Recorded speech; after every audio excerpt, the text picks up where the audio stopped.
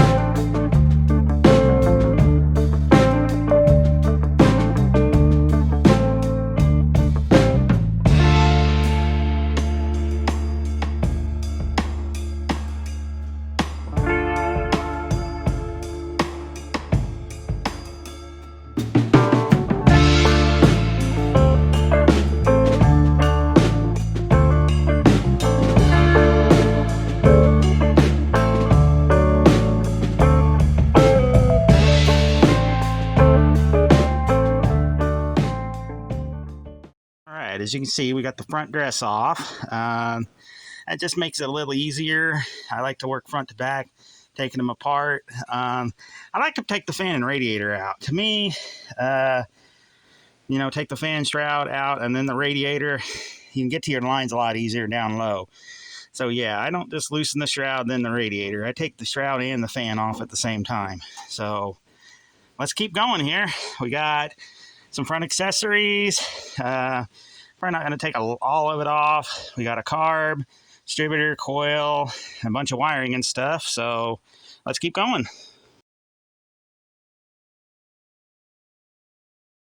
Here we are now. Had all that on film, but lost about 10-15 minutes of footage because said my phone was getting hot and it just started shutting apps down without even giving me a warning signal. So we lost all the carb coming off, distributor, all that stuff. I even, made a couple of notes and all that in there. Stupid technology. I do not recommend a Samsung A03E. My wife's phone's doing the same thing, and she keeps hers in a cool AC. So it just overheats and shuts off apps. But anyway, this is to the point we're at. You can see we've got it all pretty much. Top end's all good to go, ready to come out. I've got to do a couple other little things, disconnect the brake booster hose and power steering line. But most of the stuff now, it's going to be underneath. And I'm not really going to film that because it's really hard to film. But I'll get all that stuff done, and I'll bring y'all back when it's time to yank this motor out.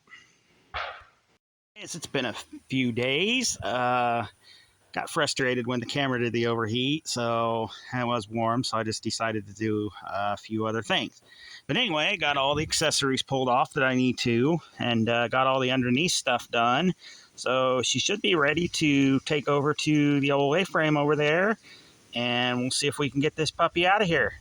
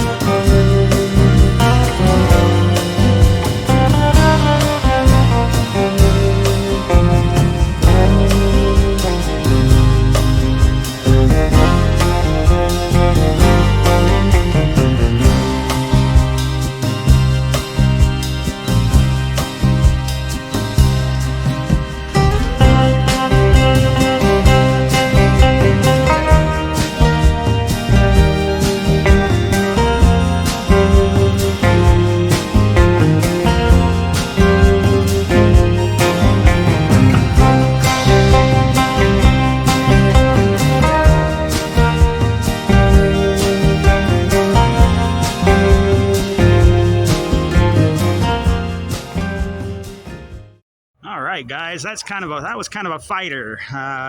Transmission, little teeny tiny boss right there, got stuck on the e-brake cable, which caused most of the problems.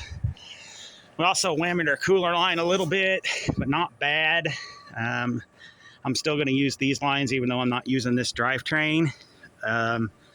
So yeah, but I'm going to go ahead and get the motor in the back of the truck. We'll get it in the garage, and we'll go ahead and film our outro. Oh yeah, I did whack that with the hood, the emblem, but it's just a spring. I think I can fix it. So yeah, we are now motorless. So just hang on for a few minutes and I'll get y'all in the garage.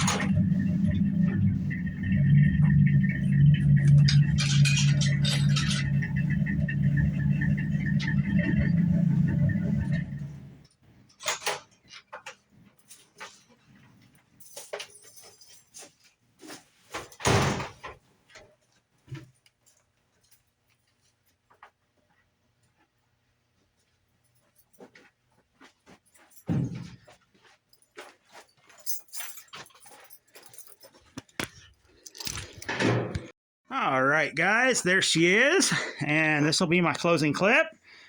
Now, I do have a home for this engine. You may have saw it in the background of one of my last clips. That black 73 Fury. Yeah, that's what this motor's going in. Believe it or not, it was original to that car. But there's still a bunch of stuff I got to change in order to drop it back in that car. And on the next build series with the Fury, I'll go into more detail and we'll get some parts changed and get her slung in. This is Jamie from Real Steel Auto Works, and we'll catch y'all on the flip side. See ya.